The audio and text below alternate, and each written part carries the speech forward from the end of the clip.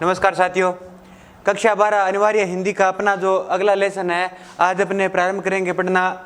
जो गद्य खंड है उसमें आज अपना लेसन रहेगा महादेवी वर्मा का जो लेसन है भक्तिन। इस भक्तिन अध्याय की अपने आज बात करेंगे। पहले थोड़ा फर्स्टली अपने क्या है जो कवि परिचय या जो यहाँ पे जो लेखक परिचय है उस लेखक परिचय की बात कर लेते हैं कि 1907 ईस्वी में फर्रुखाबाद उत्तर प्रदेश में महादेवी वर्मा का जन्म हुआ था। अब बात करते हैं इनकी रचनाओं की। तो रचनाएं है दीपशिखा, यम्मा, ये तो इनके है काव्य संग्रह। उसके बाद है श्रृंखला की कड़ियाँ, आपदा, संकल्पिता, भारतीय संस्कृति के स्वर, ये इनके हो गए निबंध संग्रह। देखो दीपशिखा और यामा ये तो हो गए काव्य संग्रह, श्रृंखला की कड़ियाँ, आपदा और संकल्पिता ये और भारतीय संस्कृति के स्वर ये इनके हो गए निबंध संग्रह। फिर है अतीत के चलचित्र, स्मृति की रेखाएं, पथ के साथी और मेरा परिवार, ये इनके क्या है संस्मरणात्मक या संस्मरण रेखा चित्र है। इनको पुरस्कार कौन से मिले हैं? ज्ञानपीठ पुरस्कार मिला है इनको यामा संग्रह के लिए। यामा जो संग्रह है उस पे इनको क्या है ज्ञानपीठ पुरस्कार है वो मिला है। फिर है उत्तर प्रदेश हिंदी संस्थान का भारत भारती पुरस्कार और पद्म भूषण पुरस्कार इनको मिला है। पद्म भूषण तो मिला था 1956 में और जो ज्ञानपीठ पुरस्कार है वो 1983 ईस्वी में मिला था। इनका जो निधन है वो 1987 में इलाहाबाद में हुआ था। देखो जन्म हुआ है फर्रुखाबाद उत्तर प्रदेश में, निधन हुआ है इलाहाबाद में। जन्म हुआ है 1907 में, निधन हुआ है 1987 में। जो बीच में रचनाएं हैं इनकी अपने बात कर ली। लेखक परिचय या कवि परिचय में आपको इन बातों का ही ध्यान रखना है कि मुख्य रूप से आपको लिखना है जो लेखक है या जो कवि है उसका जन्म कब और कहाँ हुआ, उसकी मुख्य रचनाएं और उसका निधन और उसके जो पुरस्कार मिले हैं वो। अगर उनके माता पिता का नाम दिया है तो माता पिता का भी नाम आप लिख सकते हो। अब आगे अपने बात करते हैं इनकी जो रचना है उस रचना का मूल भाव क्या है या इसमें उन्होंने क्या बताया है। देखो भक्तिन, ये जो भक्तिन है वो महादेवी वर्मा है। इनका जो प्रसिद्ध क्या है संस्मरणात्मक रेखा चित्र है जो कि स्मृति की रेखाओं में संकलित है। बहुत इंपॉर्टेंट है। आपको क्या है व्याख्या लिखते समय व्याख्या का भी प्रश्न आ जाता है तो उसमें आपके काम आएगा कि भक्तिन महादेवी वर्मा का प्रसिद्ध संस्मरणात्मक रेखा चित्र है जो कि स्मृति की रेखाओं में संकलित है। इसमें महादेवी जी ने अपनी सेविका भक्तिन के अतीत और वर्तमान का परिचय देते हुए उसके व्यक्तित्व का बहुत दिलचस्प खाका खींचा है। महादेवी वर्मा ने क्या है शुरुआत महादेवी वर्मा संस्मरणात्मक रेखा चित्र है, मतलब उसका जो जीवन था उस जीवन के बारे में इन्होंने बड़ा जो चित्र है वो स्पष्ट किया है। इसमें क्या है भक्ति ने क्या है कृषक कन्या होती है जिसका 5 वर्ष की उम्र में ही विवाह हो जाता है। भक्ति ने इसका नाम महादेवी वर्मा ने दिया था, पहले इसका नाम लक्ष्मी होता है। और ये क्या है इसका जो जीवन है इसकी 5 वर्ष की आयु में इसकी जो माता होती है उसका निधन हो जाता है और इसके जो पिता है वो दूसरी शादी कर लेते हैं। तो इसकी जो भी माता अर्थात जो इसकी दूसरी माता होती है वो माता क्या है केवल 5 वर्ष की आयु में इसकी शादी कर देती है और 9 वर्ष की उम्र में इसका क्या है गोना हो जाता है। गोना अर्थात अपने इस क्षेत्र में क्या है इसे मुकलावा बोलते हैं, मतलब अपने पति के घर पे भेज देते हैं उसको। विभिन्न प्रकार के जो संस्कार होते हैं उन संस्कारों के साथ उसे भेज देते हैं। स्टोरी को मैं खराब नहीं करना चाहूँगा, अपने क्या स्टोरी पूरी बढ़िया तरीके से पढ़ेंगे, एक एक बिंदु है उन पर चर्चा करेंगे। आगे देखो इसको भी अपने बाद में पढ़ेंगे क्योंकि पहले अपने स्टोरी पर पढ़ लेते हैं, स्टोरी पढ़ने के बाद में इसको पढ़ेंगे। अगर अपने पहले इसको पढ़ लिया तो अपनी जो कहानी है उस कहानी में जो मूल तत्व होता है जो मतलब उसमें जो मजा आना चाहिए वो मजा समाप्त हो जाएगा। तो पहले अपने कहानी की बात करते हैं। देखो डायरेक्ट अपने बढ़ते हैं कहानी पे। ये किसके बारे में बताया? अब बताया है ये महादेवी वर्मा ने लिखा है और महादेवी वर्मा ने भक्तिन के बारे में लिखा है। भक्तिन के शरीर की विशेषताएं बताइए। यहाँ पे थोड़ा सा इसको सेट कर देता हूं ताकि आपको बढ़िया तरीके से दिखाई दे जाए। छोटे कद और दुबले शरीर वाली भक्तिन अपने पतले होठों के कोनों में दृढ़ संकल्प और छोटी आंखों में एक विचित्र समझदारी लेकर जिस दिन पहले मेरे पास उपस्थित हुई थी तब से आज तक एक युग का समय बीत चुका है। एक युग का समय बीत गया। पर जब कोई जिज्ञासु उसे इस संबंध में प्रश्न कर बैठता है तब है पलकों को आधी पुतलियों तक गिराकर और चिंतन की मुद्रा में ठुड्डी को कुछ ऊपर उठाकर विश्वास भरे कंठ में उत्तर देती है, तुम पचे का बताई यह 50 बरिस से संग रहित है। महादेवी वर्मा तो बताती है कि ये 25 साल से मेरे साथ है, परंतु भक्तिन क्या कहती है? भक्तिन कहती है कि ये तो मेरे साथ क्या है 50 वर्ष से है, मतलब ज्यादा समय से वो बता रही है से संग रहित है। इस हिसाब से महादेवी वर्मा बता दिया कि इस हिसाब से मैं 75 की ठहरती हूँ और वह 100 वर्ष की आयु भी पार कर जाती है। इसका भक्तिन को पता नहीं, पता हो तो भी तो संभव है मेरे साथ बीते हुए समय में रति भर भी कम न करना चाहेगी। मुझे तो विश्वास होता जा रहा है कि कुछ वर्ष और बीत जाने पर वह मेरे साथ रहने के समय को खींचकर 100 वर्ष तक पहुंचा देगी, चाहे उसके हिसाब से मुझे 150 वर्ष की असंभव आयु का भार क्यों न ढोना पड़े। यहाँ पे भक्तिन क्या है, भक्तिन से जब कोई पूछता है कि तुम इनके साथ कितने समय से हो, तब भक्तिन बताती है कि मैं 25 वर्ष से नहीं, मैं 50 वर्ष से इनके साथ रह रही हूँ। उस हिसाब से महादेवी वर्मा कहती है कि मेरी उम्र है वो 75 से ऊपर जा रही है, और जो भक्तिन है वो भक्तिन क्या है मुझसे वैसे ही बड़ी है, तो उसकी उम्र क्या है 100 से ऊपर चली जाएगी।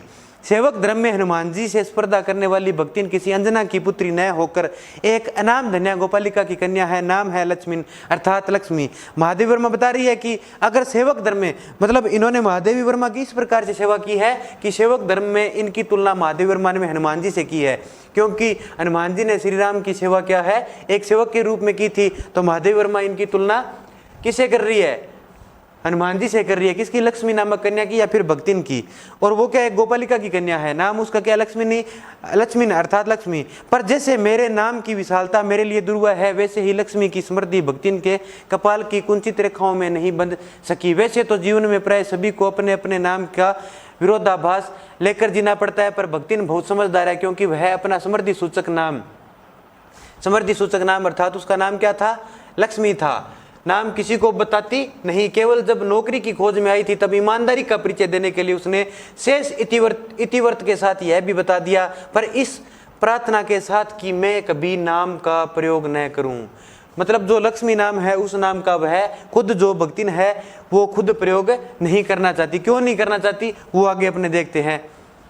उपवास रखने की प्रतिभा होती तो मैं सबसे पहले उसका प्रयोग अपने ऊपर करती, इस तथ्य को वह देहातीन क्या जाने। इसी से जब मैंने कंठी माला देकर उसका नया नामकरण किया, तब वह भक्तिन जैसे कवित्वहीन नाम को पाकर भी गदगद हो उठी। कवित्वहीन मतलब उसमें भक्ति की भावना तो थी, परंतु ये भक्ति नाम है वो कवित्वहीन है।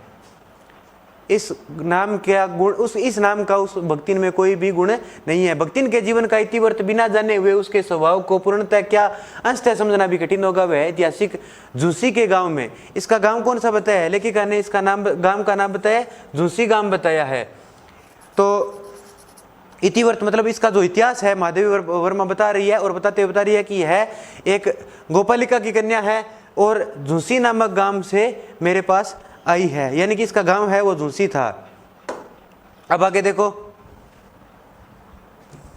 पूरा अध्याय पढ़ेंगे, विस्तार से पढ़ेंगे, एक भी लाइन नहीं छोड़ेंगे। इकलौती बेटी ही नहीं, वी माता की किंवदंती बन जाने वाली ममता की छाया में भी पली है। मतलब इसकी जो माता थी उसका देहांत हो गया, फिर इनके पिता ने दूसरी शादी कर ली, तो यहाँ पे इनकी दूसरी माता उसको वी माता बताया। 5 वर्ष की वय में उसे हंडिया ग्राम के एक संपन्न गोपालक की सबसे छोटी पुत्र वधू बना करके उसकी शादी कर दी। बनाकर पिता ने शास्त्र में 2 पग आगे रहने की ख्याति कमाई, और 9 वर्षीय युवती का गुना देकर वी माता ने बिना मांगे प्राय धन लौटाने वाले महाजन का पुण्य लुटा। देखो हंडिया ग्राम में इसकी क्या है, शादी कर दी थी, 5 वर्ष की आयु में शादी कर दी। और इनके जो पिता है उन्होंने क्या है, शास्त्र में 2 पग आगे रहने की ख्याति कमाई थी। ख्याति कमाने का मतलब है जब भी क्या है पुत्री की शादी कर दी जाती है तो पिता क्या है 2 कदम आगे बढ़ जाता है, ये हमारे समाज में माना गया है। और आगे क्या है, 2 कदम आगे और भी बढ़ जाती है। कौन, उनकी जो वी माता है वो इनका क्या है, गोना करवा देती है, और कहती है कि जो पराया धन है वो अपने घर पे चला जाए। बेटी को क्या है, पराया धन बताया गया है, और यहाँ पे कहा गया है कि बेटी अपने घर चली जाए। ये क्या है, पराया धन आगे वाले को सौंप देना माना गया है। अब आगे देखो, पिता का उस प्रगाढ़ प्रेम होने के कारण संभवतः ईर्ष्यालु और संपत्ति की रक्षा में सतर्क वी माता ने उसके मरणांतक रोग का समाचार तब भेजा जब वह मृत्यु की सूचना भी बन चुका था। मतलब इनके पिता की जब मृत्यु हो गई थी, सबसे पहले इनकी माता का देहांत हुआ, उसके बाद में इनके पिता का देहांत हो गया। उनकी जो वी माता था, जो दूसरी माता थी, उनको लग रहा था कि कहीं यह संपत्ति में हिस्सेदार न बन जाए, इसलिए जब इनके पिता का निधन होता है तो वह क्या है, इन भक्तिन तक क्या है उसकी सूचना, या लक्ष्मी तक इसकी सूचना ही नहीं पहुंचाई जाती है, बहुत दिनों बाद में बताई जाती है। उसके मरणांतक रोग का समाचार तब भेजा जब वह मृत्यु की सूचना भी बन चुका था। मतलब इनके पिता का निधन हो गया, उसके बाद इनको बताया गया था, वो भी नहीं बताया। अब इनकी सास है वो भी क्या है, बहुत बुरी थी। उसने भी क्या किया, रोने पीटने के अपशगुन से बचने के लिए सास ने भी उसे कुछ नहीं बताया। सास ने भी नहीं बताया क्योंकि उसे लग रहा था कि यह यहाँ ससुराल में रोएगी पीटेगी तो इसको क्या है, ये नहीं बताना है। बहुत दिन से नहर अर्थात पियर नहीं गई, सो जाकर देख आवे, यही कहकर और पहना उठाकर सास ने उसे विदा कर दिया। सास को लग रहा था कि यहाँ पे अपशगुन होगा, ये यहाँ पे रोएगी, तो उसने उसको नहीं बताया। उसने कहा कि आप अपने पियर को चली जाओ, और पियर में क्या है, बहुत दिन से आप गई नहीं हो तो वहां चले जाओ। अब आगे ये जो भक्तिन है वो जाती है तो क्या होता है, देखो,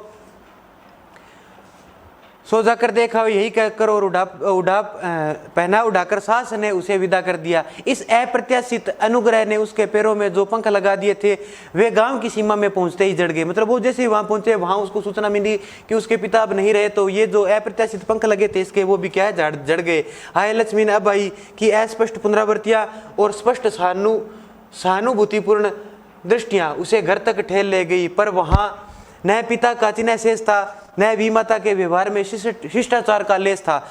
दुख से स्थिल और अपमान से जलती हुई वह उस घर में पानी भी बिना पिए उल्टे पैरों ससुराल लौट गई। अब भक्तिन को पता लगा कि उसके पिता का देहांत हो गया, तब उसने क्या है, अपना जो पियर था उस पियर का क्या है, जल की एक बूंद भी ग्रहण नहीं की और वापिस अपने ससुराल की ओर लौट आती है।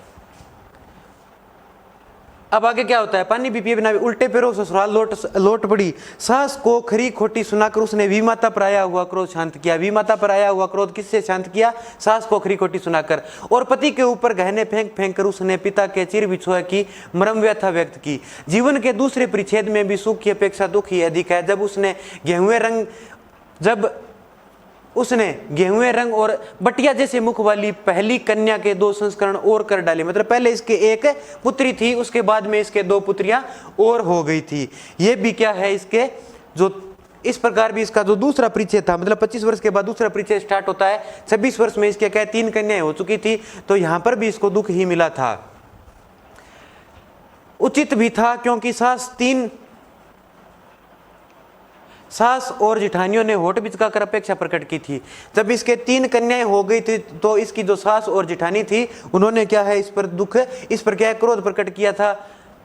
उचित भी था क्योंकि सास तीन कमाऊ वीरों की विधात्री बनकर मचिया के ऊपर विराजमान, मचिया यानी कि जो मांचा होता है उसके ऊपर विराजमान पुरखिन के पद पर अभिषिक्त हो चुकी थी। और दोनों जिठानियां काक भुसुंडी जैसे काले लालों की क्रमबद्ध सृष्टि करके इस पद के लिए उम्मीदवार थी। छोटी बहू के लीक छोड़कर चलने के कारण उसे दंड मिलना आवश्यक हो गया था। उसे दंड क्यों मिल रहा था, क्योंकि इसकी जो सास थी उसके भी क्या है, 3 पुत्र ही थे। और जो इसका जो पति था उसके 2 बड़े भाई थे, उनके भी क्या है, 3 पुत्र थे। इसके केवल 3 पुत्रियां हो गई थी। जिठानियां बैठकर लोक चर्चा करती और उसके कलुटे लड़के धूल उड़ाते।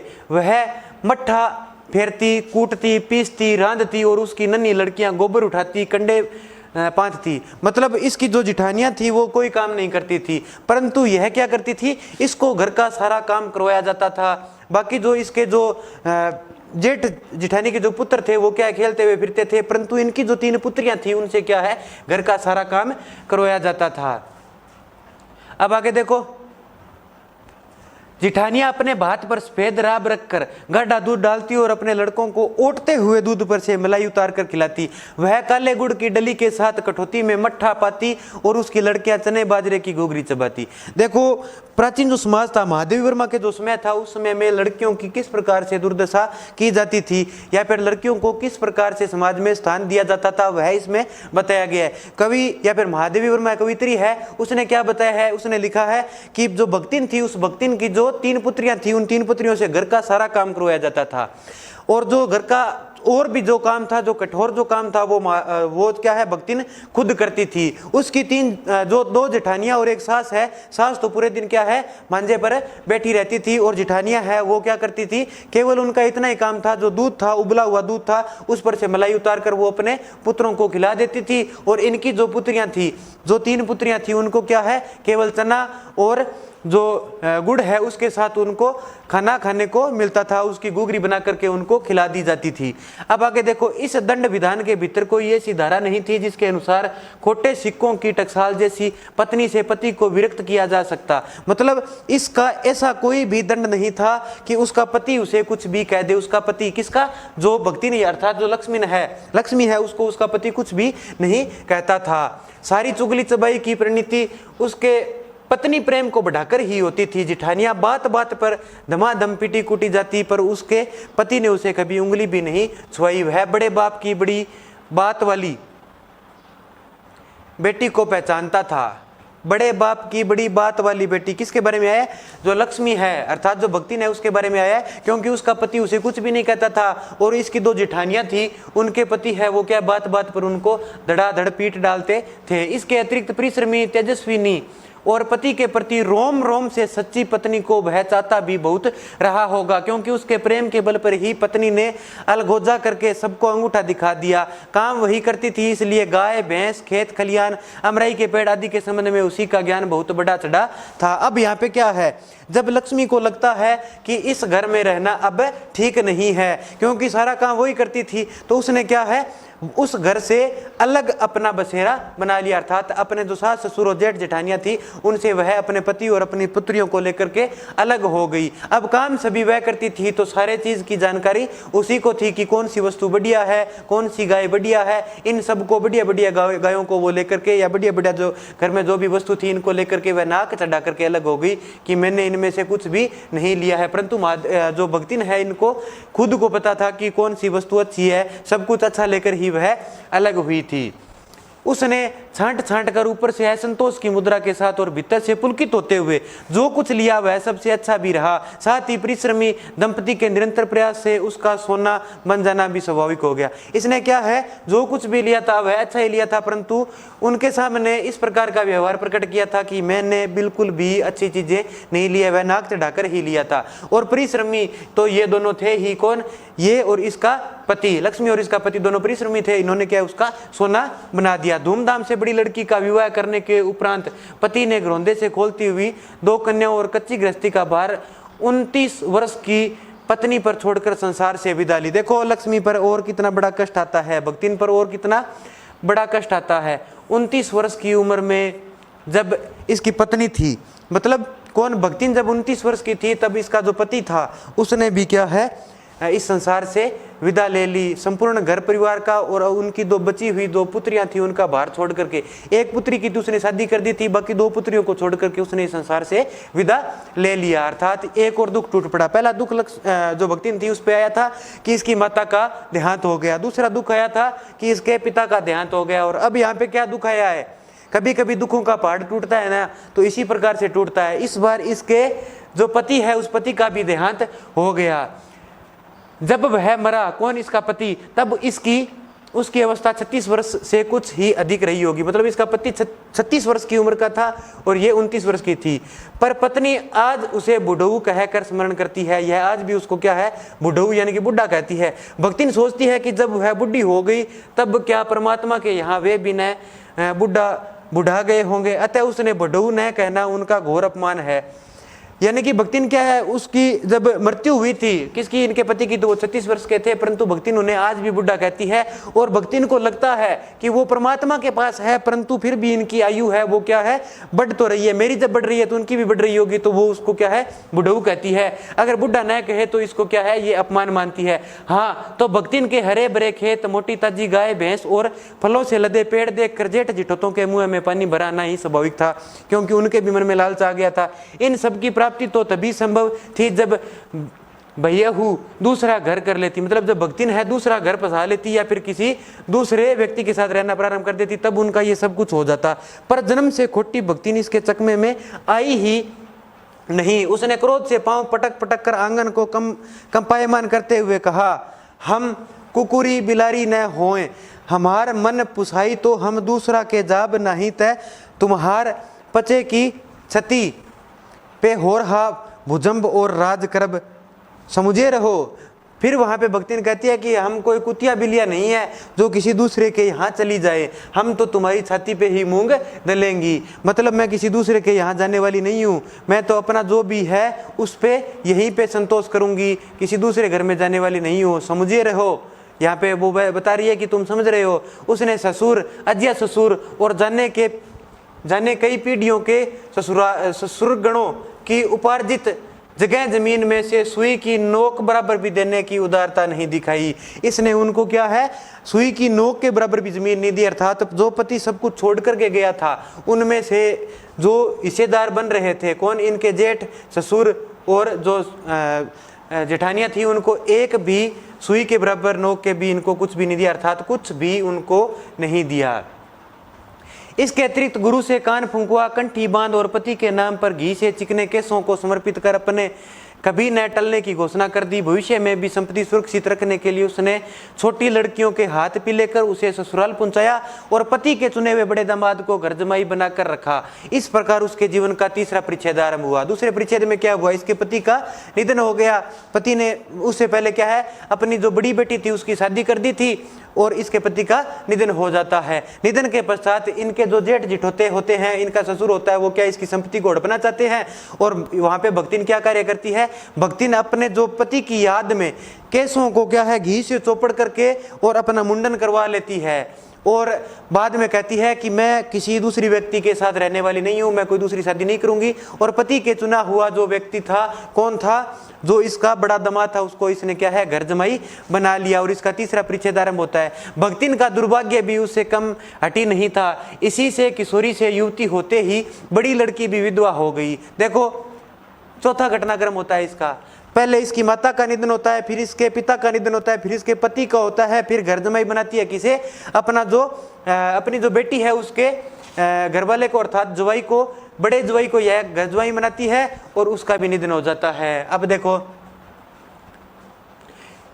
जब वो किशोरी से युवती होती है, अर्थात वह पहले परिच्छेद में मतलब 25 से 26वें वर्ष में प्रवेश करती है, तब उसके पति का भी निधन हो जाता है। भयहू से पार न पा सकने वाले जेठों और काकी को परास्त करने के लिए कटिबद्ध जिठौतों ने आशा की एक किरण देख पाई। उनके भी आशा की एक किरण जगी। विधाता बहिन के गठबंधन के लिए बड़ा जिठौत अपने तितर लड़ाने वाले साले को बुला लिया। बड़ा जिठौत था जो इसका बड़ा जेठ था, वह क्या तितर लड़ाने वाले अपने साले को बुला लिया। तितर लड़ाने वाला अर्थात जो आस्की करने वाला होता है, उसको यहाँ पे तितर लड़ाने वाला बताया। उनको लग रहा था कि इसकी जो बेटी है उसको बहला फुसला करके फंसा करके अपना घर यहाँ पे उसका बसवा देंगे और इसकी जो संपत्ति होगी वो हमारी हो जाएगी, क्योंकि उसका हो जाने पर सब कुछ उन्हीं के अधिकार में रहता। भक्तिन की लड़की भी माँ से कम समझदार नहीं थी। इसी से उसने वर को नापसंद कर दिया। बाहर के बहनोई का आना चचेरे भाइयों के लिए सुविधाजनक नहीं था, अतः यह प्रस्ताव जहां का तहां रह गया। उसने क्या है, जो प्रस्ताव दिया था वह प्रस्ताव भी क्या है, वह असफल हो गया। आगे देखो, तब वे दोनों माँ बेटी खूब मन लगाकर अपनी संपत्ति की देखभाल करने लगी और मान न मान मैं तेरा मेहमान की कहावत चरितार्थ करने वाले वर के समर्थक उसे किसी न किसी प्रकार पति की पदवी पर अभिषिक्त करने का उपाय सोचने लगे थे। वो लोग कौन, इसके जेठ जिठोते थे, वो क्या है, अपने बहनोई को लेकर के आए थे। वो मान न मान मेहमान, मतलब आप चाहे कुछ भी करो, इसको मेहमान ना मानो, इसको क्या है, अपनी जो लड़की है उसका पति न मानो, परंतु हम किसी प्रकार से इसको क्या है, इसका पति बना करके ही रहेंगे। और वो उसमें सफल भी होते हैं। देखो किस प्रकार से। एक दिन मां की अनुपस्थिति में वर महाशय ने बेटी की कोठरी में घुसकर भीतर से द्वार बंद कर लिया और उसके समर्थक गांव वालों को बुलाने लगे।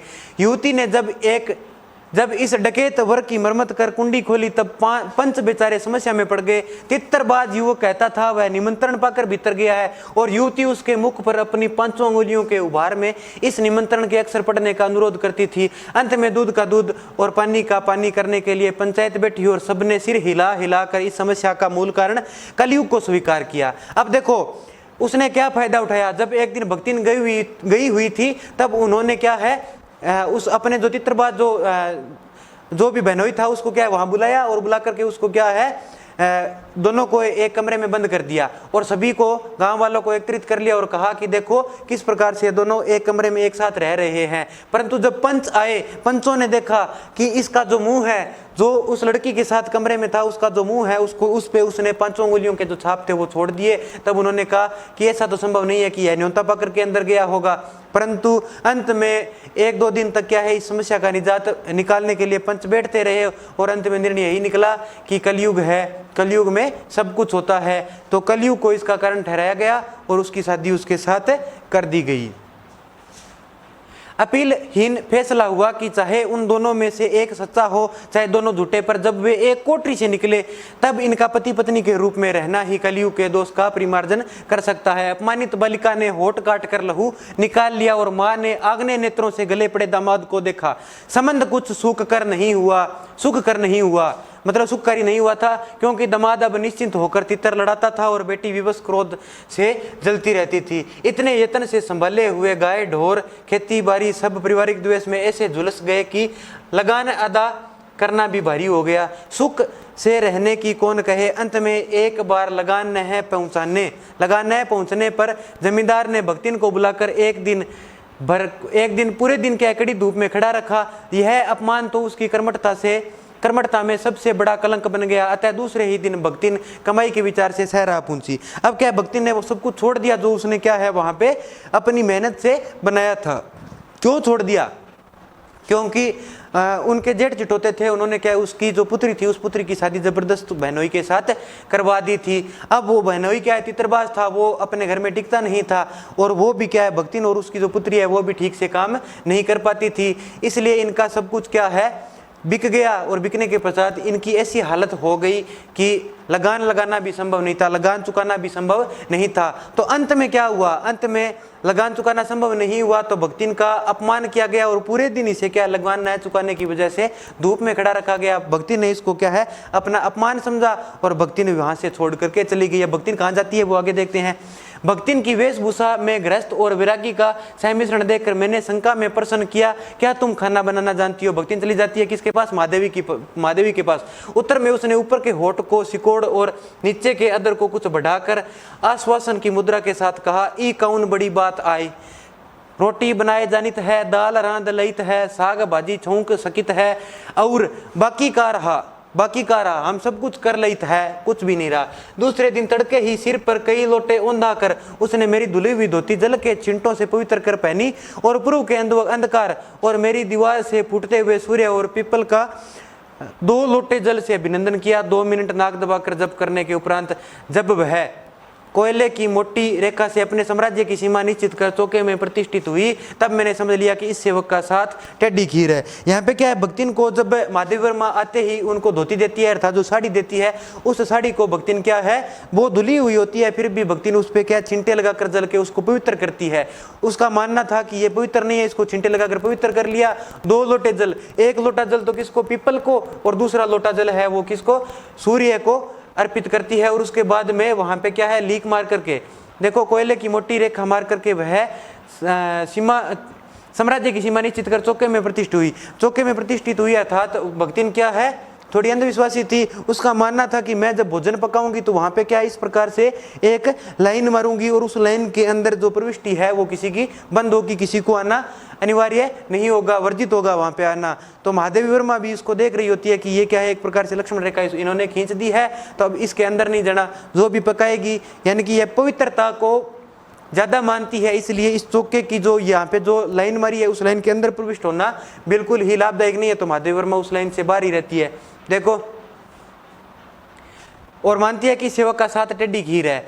अपने भोजन के संबंध में नितांत वितराग होने पर भी मैं पाक विद्या के लिए परिवार में प्रख्यात हूँ। महादेवी वर्मा बताती है कि मैं भी प्रख्यात हूँ पाक विद्या में, मतलब भोजन बनाने में, और कोई भी पाक कुशल दूसरे के काम में नुक्ताचीनी बिना किए नहीं रह सकता। पर जब छूत पाक पर प्राण देने वाले व्यक्तियों का बात बात पर भूखा मरना स्मरण हो आया और भक्तिन की शंकाकुल दृष्टि में छिपे हुए निषेध का अनुभव किया, तब कोयले की रेखा मेरे लिए लक्ष्मण के धनुष से खींची हुई रेखा के समान दुर्लंघ्य हो उठी। निरुपाय अपने कमरे में बिछोने में पड़कर नाक के ऊपर खुली हुई पुस्तक स्थापित कर मैं चौके में पिड्डे पर आसीन अनधिकारी को बोलने का प्रयास करने लगी। अनधिकारी, यहाँ पे महादेवी खुद को बता रही है कि मैं उस चौके में प्रविष्ट करने का अधिकार नहीं रखती, तो अनधिकारी हूँ।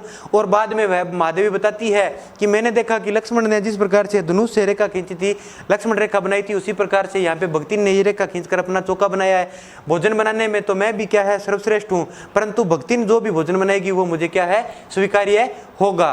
अब वहां पे महादेवी वर्मा क्या है उस चौके में प्रविष्ट नहीं हो पाई, तो उसको लगता है कि अपने क्या अलग कमरे में जाते हैं, उस प्रीति में नहीं जाएंगे, अलग कमरे में जाकर के वह पुस्तक को क्या है अपने मुख के ऊपर तक खोल करके उसके बारे में सोचने लग जाती है। भोजन के समय जब मैंने अपनी निश्चित सीमा के भीतर निर्दिष्ट स्थान ग्रहण कर लिया, तब भक्ति ने प्रसन्नता से लबालब दृष्टि और आत्मतुष्टि से अपलावित मुस्कुराहट के साथ मेरी फूल की थाली में 1 अंगुल मोटी और गहरी काली चित्तीदार 4 रोटियां रखकर उसे टेढ़ी कर गाढ़ी दाल परोसती।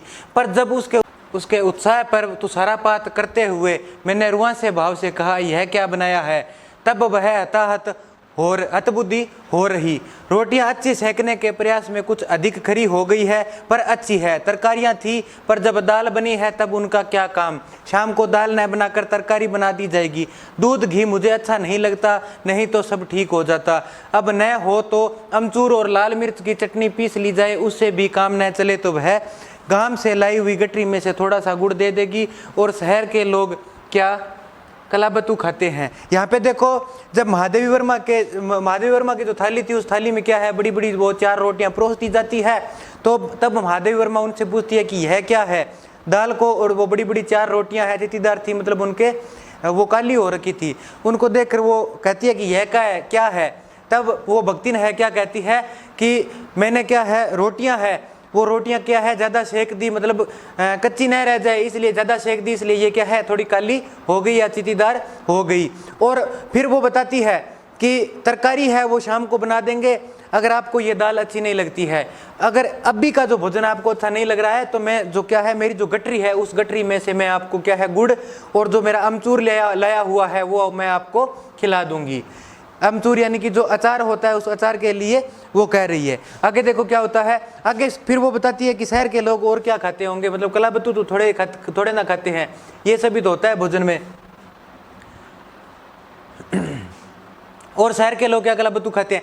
फिर वह कुछ अनाड़ी ने या पुहड़ नहीं, उसके ससुर पितिया ससुर अजिया सास आदि ने उसकी पाक कुशलता के लिए न जाने कितने मौखिक प्रमाण पत्र दे डाले हैं। वो बताती है कि मुझे सभी प्रकार का भोजन है वो बनाना आता है, परंतु ये थोड़े ना है कि मुझे ये बनाना नहीं आता। मेरा जो ससुर है, पितिया ससुर है, अजिया सास है, उन्होंने क्या है उनके सामने मैं क्या है भोजन बनाने में बहुत ही कुशल थी, तो मेरे को उन्होंने क्या है मौखिक प्रमाण पत्र बहुत सारे दे रखे हैं। भक्तिन के इस सारगर्भित लेक्चर का प्रभाव यह हुआ कि मैं मीठे से विरक्ति के कारण, बिना गुड़ के और घी के अरुचि के कारण रूखी दाल से 1 मोटी रोटी खाकर बहुत ठाठ से यूनिवर्सिटी पहुंची और न्याय सूत्र पढ़ते पढ़ते शहर और देहात के जीवन में इस अंतर पर विचार करती रही। शहर मतलब जो जहाँ पे महादेवी वर्मा रहती थी, और ठेठ देहाती मतलब जो पीछे जो गांव का जो जीवन होता है, उस गांव के जीवन के बारे में महादेवी वर्मा क्या है सोच रही थी, क्योंकि महादेवी खुद क्या है शहरी अंचल से थी और भक्तिन जो आई थी वो ग्रामीण अंचल से थी, तो इसमें क्या है फर्क वो महसूस कर रही थी। इसके अंतर में विचार कर रही थी। अलग भोजन की व्यवस्था करनी पड़ी थी अपने गिरते हुए स्वास्थ्य और परिवार वालों की चिंता निवारण के लिए, पर प्रबंध ऐसा हो गया कि उपचार का प्रश्न ही खो गया। महादेवी वर्मा कहती है कि मैं भक्तिन को भी नहीं खोना चाहती थी और उसका जो बनाया हुआ भोजन था उसमें भी कमी नहीं निकाल सकती थी, इसलिए मैंने क्या यूनिवर्सिटी में अलग भोजन की व्यवस्था की थी, मतलब कोई टिफिन वगैरह लगाया था अपना जो स्वास्थ्य है, गिरता हुआ स्वास्थ्य, उसमें सुधार लाने के लिए। इस देहाती वरदा ने जीवन की सरलता के प्रति मुझे इतना जागृत कर दिया था कि मैं अपनी असुविधाएं छिपाने लगी थी, सुविधाओं की चिंता करना तो दूर की बात थी। महादेवी वर्मा क्या है वो बता रही है कि मैंने अलग प्रकार की सुविधा करने की सोची थी, परंतु मेरी जो असुविधा थी अर्थात जो भोजन था या फिर जिस प्रकार की भक्तिन की वजह से असुविधा होती थी उनको मैं छुपाने लग गई थी। इसके अतिरिक्त भक्तिन का स्वभाव ही ऐसा बन चुका है कि वह दूसरों को अपने मन के अनुसार बना लेना चाहती है, पर अपने संबंध में किसी प्रकार के परिवर्तन की कल्पना तक उसके लिए संभव नहीं है। महादेवी कह रही है कि भक्तिन है वो क्या है अपने में तो कोई परिवर्तन नहीं करना चाहती, परंतु मेरे अंदर उसने बहुत सारे परिवर्तन करवा दिए। इसी से आज मैं अधिक देहाती हूँ, मतलब मैं भी क्या ग्रामीण अंचल में ढलने लग गई हूँ, पर उसे शहर की हवा नहीं लग पाई। मैं क्या है मैंने ग्रामीण अंचल अपना लिया, परंतु उसे शहर की अभी तक हवा नहीं लगी। मकई का रात को बना दलिया, सवेरे मट्ठे से सौंधा चौड़ा लगता है। बाजरे के तिल लगाकर बनाए हुए पुए गरम कम अच्छे लगते हैं। ज्वार के भुने हुए भुट्टे के हरे दानों की खिचड़ी स्वादिष्ट होती है। सफेद महुए की लापसी संसार भर के हलवे को लजा सकती है। आदि वह मुझे क्रियात्मक रूप से सिखाती रहती है, पर यहाँ का रसगुल्ला तक भक्तिन के पोपले मुंह में प्रवेश करने का सौभाग्य प्राप्त कर सका नहीं, अभी तक क्या है नहीं प्राप्त कर सका। वो बता रही है कि उसने क्या है जितने भी ग्रामीण अंचल के जो भोजन होते हैं वो तो मुझे सिखा दिए, परंतु जो शहर का जो रसगुल्ला होता है या शहर की मिठाई है वो अभी तक उसने बिल्कुल भी नहीं चखी, क्योंकि वो क्या ग्रामीण अंचल में पली है तो ग्रामीण भोजन उसको अच्छा लगता है, शहरी भोजन के प्रति उसका बिल्कुल भी ध्यान नहीं जाता। मेरे रात दिन नाराज होने पर भी उसने साफ धोती पहनना नहीं सीखा, पर मेरे स्वयं धोकर फैलाए हुए कपड़ों को भी वह तय करने के बहाने सिलवटों से भर देती है। महादेवी बता रही है कि मैं उसको क्या है साफ जो वस्त्र देती हूँ वो उन वस्त्रों को वो पहनती नहीं, मेरे भी जो वस्त्र है वो तय किए हुए होते हैं, उनको वो क्या तय करने के चक्कर में उनको और ज़्यादा सिलवटों से भर देती है। मुझे उसने अपनी भाषा की अनेक दंत कथाएं कंठस्थ करा दी, पर पुकारने पर आए के स्थान पर जी कहने का शिष्टाचार भी नहीं सीख सकती। मतलब महादेवी वर्मा जब उसको पुकारती है, उसने कहा महादेवी वर्मा ने भक्तिन को क्या जब आवाज देती है कि भक्तिन, तब वो जी नहीं कहती, वहां पे कहती है आए। तो उसने क्या इस प्रकार का भी शिष्टाचार अभी तक नहीं सीखा। मतलब ये बता रही है कि उसने अपने अंदर कोई बदलाव नहीं किया, मेरे अंदर बहुत सारे बदलाव करवा दिए। भक्तिन अच्छी है यह कहना कठिन होगा, क्योंकि उसमें दुर्गुणों का अभाव नहीं। भक्तिन अच्छी है यह तो मैं नहीं कह सकती, महादेवी बता रही है, परंतु उसमें दुर्गुणों का भी अभाव नहीं, मतलब बहुत सारे दुर्गुण भी उसमें है। वह सत्यवादी हरिचंद्र नहीं बन सकती, पर नरो व कुंजरो व कहने में भी विश्वास नहीं करती। मेरे इधर उधर पड़े पैसे रुपए भंडार घर की किसी मटकी में कैसे अंतर्हित हो जाते हैं, यह रहस्य भी भक्तिन जानती है। मतलब घर में इधर उधर जो पैसे पड़े होते हैं उसको क्या है भक्तिन उठा करके अपनी जो जमा पूंजी है उसमें डाल देती है। पर इस संबंध में किसी के संकेत करते ही वह उसे शास्त्रास्त्र के लिए चुनौती दे डालती है, जिसको स्वीकार कर लेना किसी तर्क शिरोमणि के लिए संभव नहीं है। मतलब जो तर्क शिरोमणि होता है, जो तर्क वितर्क करता है, उसके बस की बात नहीं है भक्तिन के साथ शास्त्रार्थ है वो करना। वो क्या है उसको जब कोई गलत बताता है तो वह शास्त्रार्थ करने लग जाती है, अर्थात अपनी बात पर अड़ी रहती है, जिसको स्वीकार कर लेना किसी तर्क शिरोमणि के लिए संभव नहीं है। यह उसका अपना घर ठहरा पैसा रुपया जो इधर उधर पड़ा देखा संभाल कर रख लिया। यह क्या चोरी है, उसके जीवन का परम कर्तव्य मुझे प्रसन्न रखना है। जिस बात में मुझे क्रोध आ सकता है उसे बदल कर इधर उधर करके बताना क्या झूठ है। मतलब महादेवी वर्मा को जिस बात में गुस्सा आता है ना, वह बात महादेवी वर्मा को वह वैसी की वैसी नहीं बताती, बदल करके बता देती है। यह किसका गुण है? भक्तिन का गुण है। इतनी चोरी और इतना झूठ तो धर्मराज महाराज में भी होगा, नहीं तो वे भगवान जी को कैसे प्रसन्न रख सकते और संसार को कैसे चला सकते। शास्त्र का प्रश्न भी भक्तिन अपनी सुविधा के अनुसार सुलझा लेती है। मुझे स्त्रियों का सिर घुटाना अच्छा नहीं लगता, तय मैंने भक्तिन को रोका। सिर घुटाना अर्थात जो मुंडन करवाता है वो महादेवी को अच्छा नहीं लगता। महादेवी है भक्तिन को रोकती है, परंतु भक्तिन फिर भी उसकी बात को नहीं मानती। और आगे क्या लिखा देखो, कुतूहलवश में पूछ ही बेटी क्या लिखा है, तुरंत उत्तर मिला तीर्थ गए मुंडाए सिद्ध। कौन से शास्त्र का यह रहस्यमय सूत्र है, यह जान लेना मेरे लिए संभव ही नहीं था। मतलब महादेवी उसको कहती है कि आप मुंडन करवाना बंद कर दो, तब वो कहती है भक्तिन कि यहाँ पे लिखा है देखो, महादेवी को वो बताती है कि तीर्थ गए मुंडाए सिद्ध, मतलब तीर्थ जाने के पश्चात जो मुंडन करवा लिया ना, तो वो क्या है सिद्ध कहलाते हैं। इसीलिए वो क्या है मुंडन करवा रही है। कौन से शास्त्र का यह रहस्यमय सूत्र है, महादेवी को जानना भी नहीं था। अतः मैं हारकर मौन हो रही और भक्तिन का चूड़ाक्रम हर बृहस्पतिवार को एक दरिद्र नापित के गंगाजल के धुले उस्त्र द्वारा यथाविधि निसंपन्न होता रहा। मतलब बृहस्पतिवार के दिन वो भक्तिन है वो क्या है अपने सिर का मुंडन करवाती थी, जो नापित या फिर जो भी नाई होता है उससे। पर यह मूर्ख है या विद्या बुद्धि का महत्व नहीं जानती, यह कहना असत्य कहना है। अपने विद्या के अभाव को वह मेरी पढ़ाई लिखाई पर अभिमान करके भर लेती है। एक बार जब मैंने सब काम करने वालों से अंगूठे के निशान के स्थान पर हस्ताक्षर लेने का नियम बनाया, तब वह भक्तिन बड़े कष्ट में पड़ गई, क्योंकि एक तो उससे पढ़ने की मुसीबत नहीं उठाई जा सकती थी, दूसरे सब गड़ीवान दाइयों के साथ बैठकर पढ़ना उसकी वयोवृद्धा का अपमान था। मतलब एक बार क्या है महादेवी वर्मा ने इस प्रकार का नियम बना दिया था कि मेरे पास है वो पढ़े लिखे लोग ही रहेंगे। अगर आपको क्या तनख्वाह चाहिए तो आपको अंगूठा नहीं लगाना, वहां पे हस्ताक्षर आपको सीखना होगा, उसके लिए आपको पढ़ना सीखना होगा। तब वो भक्तिन क्या है उसको अपमान समझती है और उसको लगता है कि ये लोग हैं, इनके साथ बैठ करके पढ़ने में मुझे लज्जा आएगी, तो वो उसको पढ़ना बंद कर देती है, या फिर वहां मानती है कि मैं तो यहाँ पे बैठ के नहीं पढ़ूंगी। अतः उसने कहना आरंभ किया कि हमारे मालकिन तो रात दिन कितबियां माँ गड्डी रहित है, अब हम हूँ पढ़े लगा लागब तो घर गृहस्थी कौन देखी सुनी। वो कहती है कि अगर मैं भी पढ़ने लग जाऊंगी तो इस ये घर गृहस्थी कौन देखेगा। हमारी हमारी जो मालकिन है वो खुद क्या है, बहुत पढ़ी लिखी है, सारे दिन किताबों में बड़ी रहती है, तो मेरा पढ़ना सार्थक नहीं है। मैं तो क्या है, घर गृहस्थी का जो काम है वही देखूंगी। पढ़ाने वाले और पढ़ने वाले दोनों पर इस तरह का ऐसा प्रभाव पड़ा कि भक्तिन इंस्पेक्टर के समान क्लास में घूम घूम कर किसी के आ ई की बनावट, किसी के हाथ की मंथरता, किसी की बुद्धि की मंदता पर टीका टिप्पणी करने का अधिकार पा गई थी।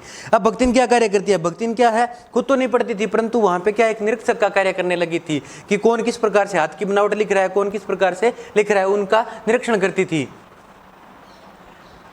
उसे तो अंगूठा निशानी देकर वेतन लेना नहीं होता, इसी किसे बिना पढ़े ही वह पढ़ने वालों की गुरु बन बैठी। वह अपने तर्क ही नहीं, तर्कहीनता के भी प्रमाण खोज लेने में पटु है। उसने अपने आप को महत्व देने के लिए वह अपनी मालकिन को असाधारणता देना चाहती है, पर इसके लिए भी प्रमाण पत्र की खोज ढूंढ आवश्यक हो उठती है।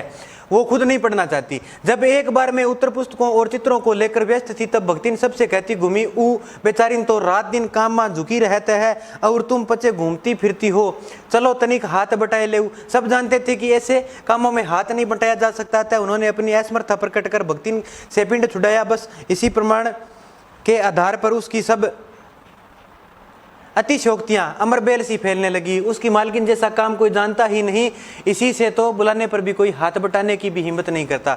एक बार क्या है, महादेवी वर्मा क्या है, किसी प्रश्न का उत्तर ढूंढ रही थी, अपनी किताबों को खोज रही थी। तब वहां पर जो जितने भी लोग बैठे थे उन सभी लोगों को वो आकर के भक्तिन कहती है कि आप यहाँ पे बैठे हुए क्या कर रहे हो, मेरी जो मालकिन है उसको आप हाथ बंटाइए। तो जो पढ़े हुए थे उनको तो लग रहा था कि ये कार्य संभव नहीं है, क्योंकि उत्तर है वो महादेवी खुद ही अपने प्रश्न का ढूंढेगी। तो यह सब भक्तिन को देख करके लगता है कि इन लोगों को मेरी जो मालकिन है उससे ज्ञान कम है, ये उत्तर उनको ढूंढवा नहीं सकते, तो उसके कार्य में ये हाथ बंटा नहीं सकते, इनके जो बस का कार्य है वो नहीं है। पर वह स्वयं कोई सहायता नहीं दे सकती थी, इसे मानना अपनी हीनता स्वीकार करना है। इसी से वह द्वार पर बैठकर बार बार कुछ काम बताने का आग्रह करती है। कभी उत्तर पुस्तकों को बांधकर, कभी अधूरे चित्र को कोने में रखकर, कभी रंग की प्याली धोकर और कभी चटाई को अंचल से झाड़कर वह जैसी सहायता पहुंचाती है उससे भक्तिन का अन्य व्यक्तियों से अधिक बुद्धिमान होना प्रमाणित हो जाता है। वह खुद क्या अनपढ़ है तो वह भी अपनी मालकिन की सहायता नहीं कर सकती, इसलिए वह क्या है, अन्य कार्यों में अपनी मालकिन की सहायता करती है। किताबों का गट्ठर है वो बांध देती है, वहाँ पे जो मेज है उसकी जो दरी है उसको झाड़ देती है। तो इस प्रकार से वह सहायता करती है और उसको लगता है कि इन अन्य लोगों से तो मैं भी सर्वश्रेष्ठ हूँ जो अपनी मालकिन का सहयोग कर पा रही हूँ। उससे भक्तिन का अन्य व्यक्तियों से अधिक बुद्धिमान होना प्रमाणित हो जाता है। वह जानती है कि जब दूसरे मेरा हाथ बंटाने की कल्पना तक नहीं कर सकते तब वह सहायता की इच्छा को क्रियान्वित रूप देती है। इसी से मेरी किसी पुस्तक के प्रकाशित होने पर उसके मुख पर प्रसन्नता की आशा अब वैसे ही उद्भासित हो उठती है जैसे स्विच द्वारा से बल्ब में छिपा आलोक। जिस प्रकार से बल्ब में छिपा हुआ जो प्रकाश है वो स्विच द्वारा पर ऑन हो जाता है, खिल जाता है, उसी प्रकार से महादेवी की जब पुस्तक प्रकाशित होती है तो वह भक्तिन भी क्या है, खुश हो जाती है। वह सुनने में उसे बार बार छूकर आंखों के निकट ले जाकर और सब और घुमा फिरा कर मानो अपनी सहायता का अंश खोजती है। और उसकी दृष्टि में व्यक्त आत्मघोष कहता है कि उसे निराश नहीं होना पड़ता। वह स्वाभाविक भी है, किसी चित्र को पूरा करने में व्यस्त में जब बार बार कहने पर भी भोजन के लिए नहीं उठती तब वह कभी दही का शरबत, कभी तुलसी की चाय देकर भूख का कष्ट सहन नहीं करने देती। वो क्या है, महादेवी की किसी भी प्रकार से वो सहायता करने का प्रयास करती है। दिन भर के कार्यभार से छुट्टी पाकर जब मैं कोई लेख समाप्त करने या भाव को छंदबद्ध करने बैठती हूँ वह छात्रावास की रोशनी बुझ चुकी है, तब छात्रावास की रोशनी बुझ चुकती है। मेरी हिरनी सोना तख्त के पैताने फर्श पर बैठकर पागुर करना बंद कर देती है। महादेवी की जो हिरनी है उसका नाम क्या है, सोना नामक हिरनी है। वो क्या है, पागुर करना अर्थात जो जुगाली होती है वो करना बंद कर देती है, अर्थात उसको भी नींद आने लगती है। कुत्ता बसंत, उसका कुत्ते का नाम है बसंत, छोटी मच्छिया पर पंजों में मुख रखकर आंखें मूंद लेता है। और बिल्ली बिल्ली का नाम है गोदुली, मेरे तकिए पर सिकुड़कर सो रहती है। पर मुझे रात की निस्तब्धता में अकेली न छोड़ने के विचार से कोने में दरी के आसन पर बैठकर बिजली की चकाचौंध में आंखें मिचमिचाती हुई भक्तिन प्रशांत भाव से जागरण करती है। वह ऊँघती भी नहीं, क्योंकि मेरे सिर उठाते ही उसकी धुंधली दृष्टि मेरी आंखों का अनुस्मरण करने लगती है। यदि मैं सिरहाने रखे रैंक की ओर देखती हूँ तो वह उठकर आवश्यक पुस्तक का रंग पूछती है। यदि मैं कलम रख देती हूँ तो वह स्याही उठा लाती है, और यदि मैं कागज एक और सरका देती हूँ तो वह दूसरी दूसरी फाइल टटोलती है। मतलब किसी भी प्रकार से हो वह भक्तिन है वो क्या है, महादेवी वर्मा का सहयोग करने की चेष्टा रखती है। सभी सो जाते हैं परंतु वह क्या है, महादेवी वर्मा के साथ पूरी रात भर जब तक महादेवी जागती रहती है वह भी उनके साथ में कार्य करती रहती है।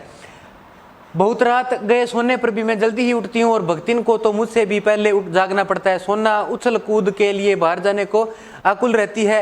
सोना मतलब अभी भी था ना, कौन सा जीव था, कमेंट करके बताओ सोना किस जीव का नाम बताया गया है। आकुल रहती है, बसंत नित्य कर्म के लिए दरवाजा खुलवाना चाहता है और गोदुली चिड़ियों की चहचहाट में शिकार का आमंत्रण सुन लेती है। अब आप बताना कि गोदुली नाम किसका था, सोना नाम किसका था और बसंत नाम किसका था। मेरे भ्रमण की भी एकांत साथिन भक्तिन ही रही है।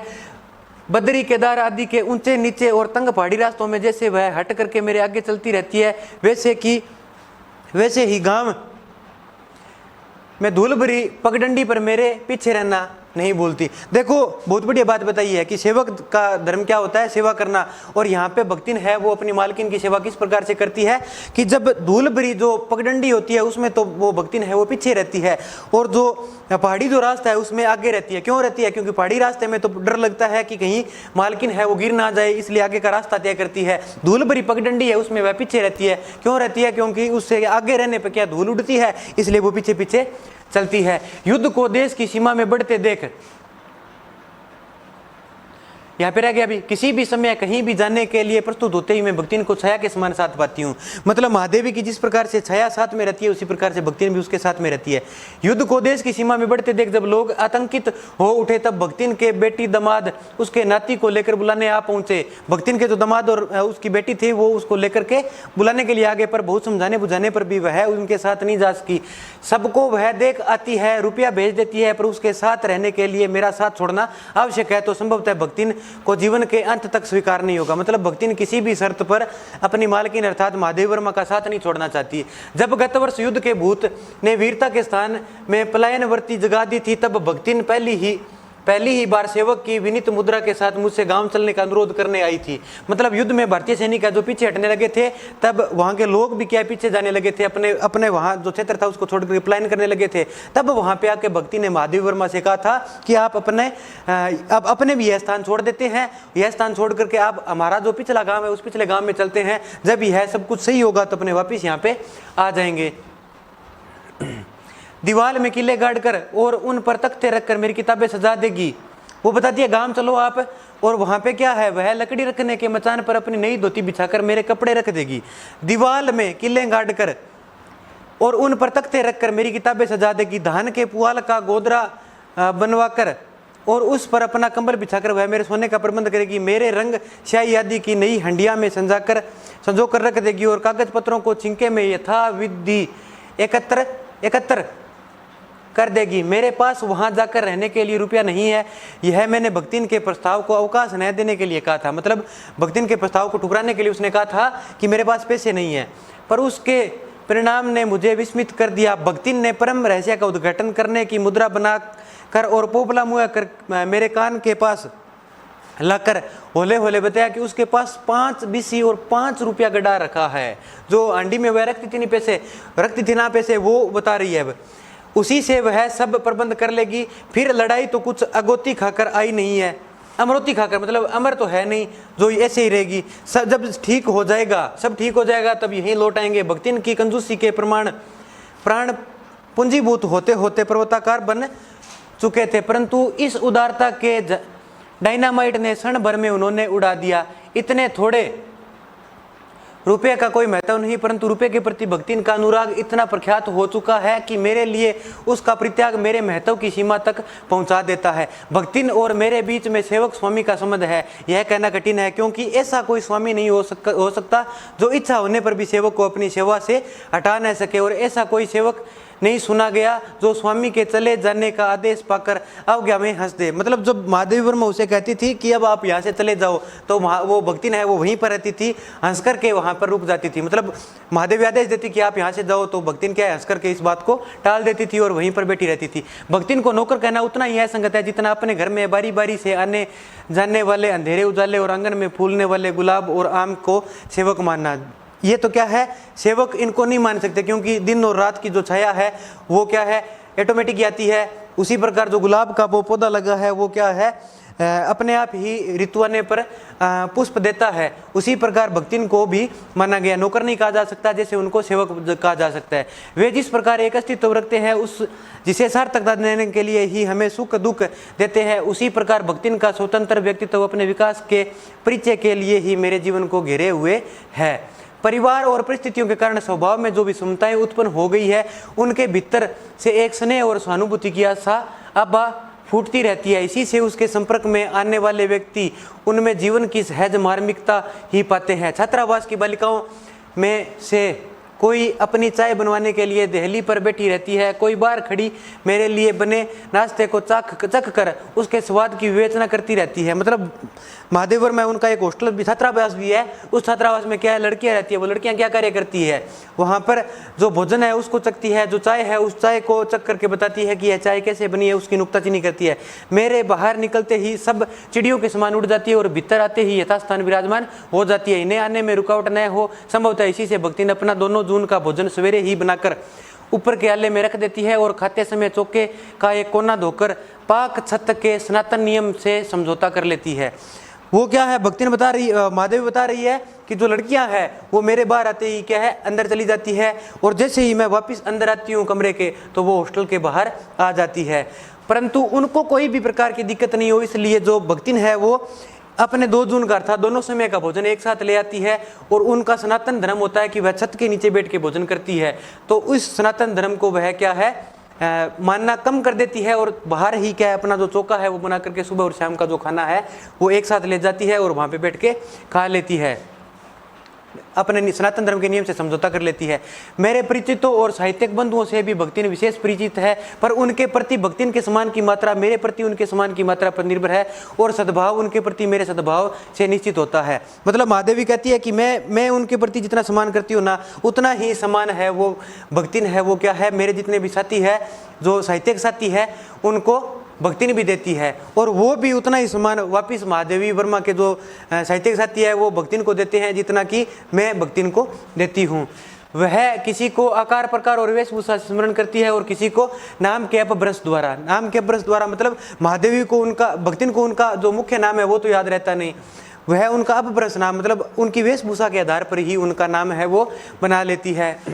कवि और कविता के संबंध में उसका ज्ञान बढ़ा है, कवि के संबंध में और कविता के संबंध में अब उसका ज्ञान बढ़ा है, पर आदर भाव नहीं, उनका आदर भाव उनके प्रति अभी तक नहीं बढ़ा है। किसी के लंबे बाल और अस्त व्यस्त वेशभूषा देखकर वह कह उठती है, का ओहू कविता लिखे जानत है। मतलब लंबे बाल है तो वो उसके बारे में बता दी कि ये भी क्या कविता लिख जानता है, और तुरंत ही उसकी अवज्ञा प्रकट हो जाती है। तब ऊ कुछ हो करिए धरिए ना, बस गली गली गाऊ तो बजाऊ तो फिर ही है। अब ये मेरे ख्याल से तो ये सूर्यकांत त्रिपाठी निराला है, उनके लिए कहा गया है, क्योंकि वो गली गली में भटकते हुए फिरते थे, गाते बजाते हुए फिरते थे, और उनके ही लंबे लंबे बड़े बड़े बाल थे। ये उनके बारे में बताया है। पर सबका दुख उसे प्रभावित कर सकता है। विद्यार्थी वर्ग में से जो जब कारागार का अतिथि हो जाता था, मतलब जब जिसको जेल हो जाती थी, तब उस समाचार को व्यथित भक्तिन बिता भरे लड़कन का जेहल कलजुग रहा तोन रहा, अब परले हो जाई उनकर माई का बड़े लाट तक लड़े का चाही, कहकर दिन भर सबको परेशान करती है। बापू से लेकर, बापू मतलब महात्मा गांधी से लेकर साधारण व्यक्ति, तब सबके प्रति भक्तिन की सहानुभूति एक रस मिलती है। मतलब चाहे महात्मा गांधी हो या फिर सामान्य व्यक्ति हो, सबके प्रति भक्तिन का जो भाव है वो एक जैसा रहता है। भक्तिन के संस्कार ऐसे हैं कि वह कारागार से वैसे ही डरती है जैसे यमलोक से। ऊंची दीवार देखते ही वह आंख मूंद कर बेहोश हो जाना चाहती है। उसकी यह कमजोरी इतनी प्रसिद्धि पा चुकी है कि लोग मेरे जेल जाने की संभावना बता कर उसे चिढ़ाते रहते हैं। वह डरती नहीं, यह कहना असत्य होगा, पर डर से भी अधिक महत्व मेरे साथ का ठहरता है। मतलब वो डरती नहीं जेल जाने से, परंतु उसे यह डर रहता है कि अगर मैं जेल चली गई या फिर महादेवी जेल चली गई तो हमारा जो साथ है वो छूट जाएगा, महादेवी फिर अकेली कैसे रह सकती है। वह डरती नहीं, यह कहना असत्य होगा, पर डर से भी अधिक महत्व मेरे साथ का ठहरता है। चुपचाप मुझसे पूछने लगती है कि वह अपनी कई धोती साबुन से साफ कर ले, जिससे मुझे वहाँ उसके लिए लज्जित न होना पड़े। क्या क्या सामान बांध ले जिससे मुझे वहाँ किसी प्रकार की असुविधा न हो सके। ऐसी यात्रा में किसी को किसी के साथ जाने का अधिकार नहीं। यह आश्वासन भक्तिन के लिए कोई मूल्य नहीं रखता। मतलब जब जेल जाते हैं तो कोई किसी के साथ नहीं जाता, ये महत्व नहीं रखता भक्तिन के लिए। भक्तिन को लगता है कि मेरी जो मालकिन है वो अगर जेल जाएगी तो मैं भी उसके साथ जाऊंगी, इसलिए वो पूछती है कि वो किस प्रकार का सामान है वो साथ में ले ले, कितनी धोती है वो धोकर के साथ में ले ले कि अपने को असुविधा न हो। यह आश्वासन भक्ति के लिए कोई मूल्य नहीं रखता। वह मेरे न जाने की कल्पना से इतनी प्रसन्न नहीं होती जितनी अपने साथ न जा सकने की संभावना से अपमानित होती है। मतलब भक्तिन क्या है, भक्तिन को लगता है कि अगर मालकिन को जेल हो जाए तो उसको कोई इतना ज़्यादा अफसोस नहीं होता, परंतु उसको इस बात से खुशी होती है कि मालकिन जेल जाएगी और मैं साथ जाऊंगी तो बहुत बढ़िया बात है। भला ऐसा अंधेरा हो सकता है जहां मालिक वहां नौकर, मालिक को ले जाकर बंद कर देने में इतना अन्याय नहीं, पर नौकर को अकेले मुक्त छोड़ देने में पहाड़ के बराबर अन्याय है।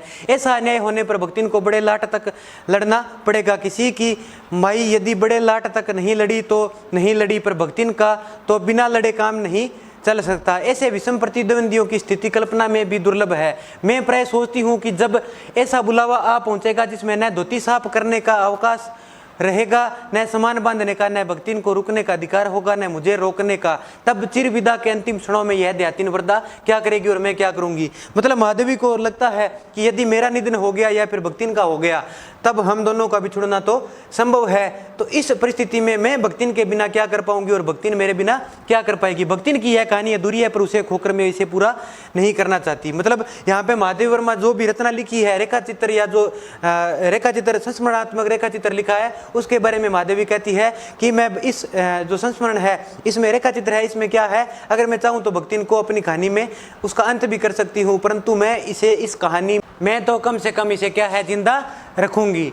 अब अपने क्या है ये कहानी अपनी ये जो संस्मरण या फिर जो रेखा चित्र है वो अपना यहाँ पे समाप्त होता है। इस पाठ का जो सार है वो सार अपने देख लेते हैं।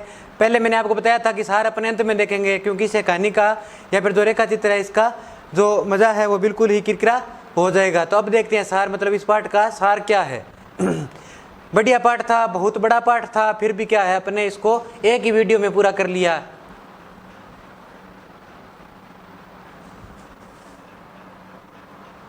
भक्तिन महादेवी जी का प्रसिद्ध संस्मरणात्मक रेखा चित्र है जो स्मृति की रेखाओं में संकलित है। इसमें महादेवी जी ने अपना सेविका भक्ति के अतीत और वर्तमान का परिचय देते हुए उसके व्यक्तित्व का बहुत दिलचस्प खाका खींचा है। महादेवी के घर में काम शुरू करने से पहले उसने कैसे एक संघर्षशील, स्वाभिमानी और कर्मठ जीवन जिया, कैसे पितृसत्तात्मक मान्यताओं और छल छदम भरे समाज में अपने और अपनी बेटियों के हक की लड़ाई लड़ती रही और उसमें हार कर कैसे जिंदगी की राह पूरी तरह बदल लेने के निर्णय तक पहुंची। इसका अत्यंत संवेदनशील चित्रण इस पाठ में हुआ है। इसके साथ भक्तिन महादेवी जी के जीवन में आकर छा जाने वाली एक ऐसी परिस्थिति के रूप में दिखलाई पड़ती है जिसके कारण लेखिका के व्यक्तित्व के कई अनछुए प्रच्छन्न आयाम उद्घाटित होते चलते हैं। इसी कारण अपने व्यक्तित्व का जरूरी अंश मानकर वे भक्तिन को खोना नहीं चाहती। समग्रतः इस पाठ को परिस्थितिवश अक्खड़ बनी पर महादेवी के प्रति अनमोल आत्मीयता से भरी भक्तिन के बहाने स्त्री अस्मिता की संघर्षपूर्ण आवाज के रूप में भी पढ़ा जाना चाहिए। इस पाठ में क्या बताया गया है, एक तो बताया गया कि महादेवी वर्मा है, उस महादेवी वर्मा ने क्या है अपनी सेविका के प्रति अपना जो धर्म है वो निभाते हुए क्या है अपने जीवन में बदलाव कर लिया, परंतु उसके जीवन में कोई भी बदलाव करना इन्होंने उचित नहीं समझा, न ही भक्तिन ने अपने जीवन में बदलाव करना उचित समझा। दूसरा बताया कि जो प्राचीन जो समाज था उस समाज में क्या है किस प्रकार से एक नारी है उस नारी को महत्व दिया जाता था, किस प्रकार उसके प्रति अक्खड़पन है वो अपनाया जाता था, वो भी इस अध्याय में इन्होंने लेखिका है या फिर जो महादेवी है इन्होंने क्या है वर्णन किया है। तो अपना YouTube चैनल है वो थोरी सर के नाम से है। दोस्तों आपसे रिक्वेस्ट रहेगी कि आप ज़्यादा से ज़्यादा मेरा जो चैनल है उस चैनल को सब्सक्राइब कीजिए, अपने दोस्तों के साथ शेयर कीजिए। अगर आपको वीडियो अच्छा लगा है तो लाइक कीजिए। इस अध्याय में मैंने आपसे जितने भी क्वेश्चन पूछे हैं उनका जवाब कमेंट बॉक्स में दीजिए। जय हिंद, जय भारत।